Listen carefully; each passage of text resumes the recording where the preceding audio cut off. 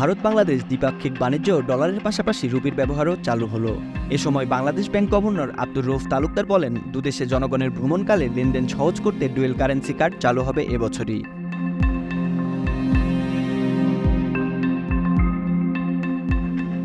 এবছরের ফেব্রুয়ারিতে ভারতে অনুষ্ঠিত G20 সম্মেলনের সময় দুদেশের কেন্দ্রীয় ব্যাংক এবং গভর্নর নিজস্ব মুদ্রার বাণিজ্য করতে একমত হন। তার ধারাবাহিকতায় বাংলাদেশ ভারতের 4 প্রতিষ্ঠানের মধ্যে 2 কোটি 80 লাখ রুপির পণ্য আমদানির এবং রপ্তানির প্রক্রিয়া শুরু হলো। This is the first step we are starting. I believe that the successful operation of this mechanism will help us to ease pressures on forex reserve, to reduce transaction costs, and promote bilateral trade between all the countries.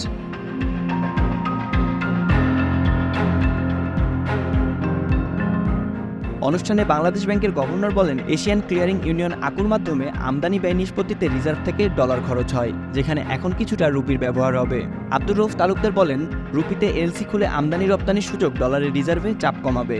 এর পাশাপাশি ভারত ভ্রমণ করা বাংলাদেশিদের জন্য টাকা to rupee dual currency card চালু করবে সেপ্টেম্বরে। একইভাবে ভারতের কেন্দ্রীয় ব্যাংকও ডিসেম্বরের মধ্যে রুপি টু টাকা কার্ড চালু করবে। It will have an psychological effect on both the countries' exporter and importers, and I think we can increase our export in manifold.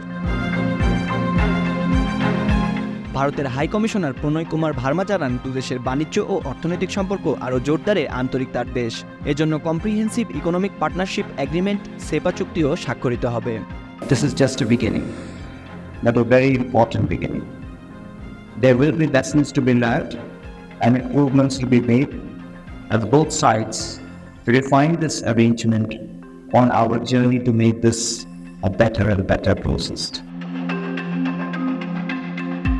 High commissioner বলেন, গত 5 বছরে আমাদের দ্বিপাক্ষিক বাণিজ্য দ্বিগুণ হয়েছে। ভারত এশিয়ায় বাংলাদেশের সবচেয়ে বড় বাজার। আমরাও চাই ভারতে বাংলাদেশের রপ্তানি বাড়ুক। রুপির মাধ্যমে ব্যবসায় খরচ কমবে, সময় বাঁচবে, প্রতিযোগিতা সক্ষমতা বাড়বে। ভারত থেকে বছরে $14 বিলিয়ন পণ্য আমদানির বিপরীতে বাংলাদেশ থেকে রপ্তানি করে $2 বিলিয়নের। রুপিতে বাণিজ্যের সুবিধা বাড়াতে রপ্তানি বৃদ্ধিতে জোর দিচ্ছেন ব্যবসায়ীরা। Despite the odds presented by global economic situation, have moved forward to add new momentum to our economic ties. FBCCI সভাপতি জসিমউদ্দিন বলেন, এই সুযোগটা নেওয়ার জন্য আমি মনে করি বাংলাদেশকে আমাদের প্রোডাক্টগুলো আরও বেশি সেখানে প্রমোট করতে হবে। সেক্ষেত্রে এফবিসিসিআই আমরা একটি উদ্যোগ নিয়েছি। আমরা খুব সহসা ভারতের 3টি বেস্ট অফ বাংলাদেশ এক্সপো করব।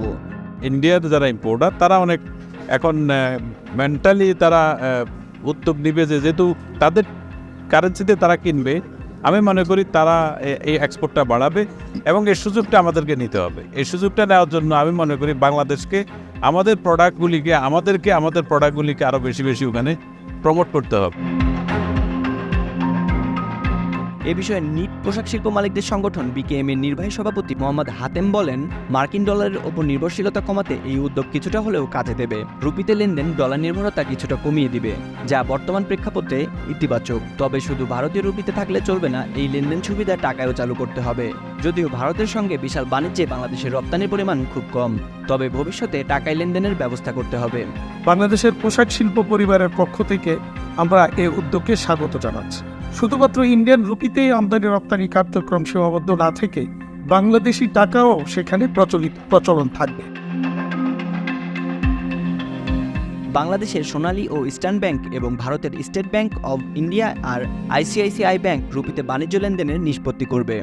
রুপিতে যে আমদানি করার অনুমতি দিয়েছে গভর্নমেন্ট, তাতে আমরা বা আমার এক্সপোর্টাররা আশার আলো দেখছে এবং এতে করে আমাদের সময় কম লাগবে, সহজে আমদানি করা যাবে এবং দেশ উপকৃত হবে।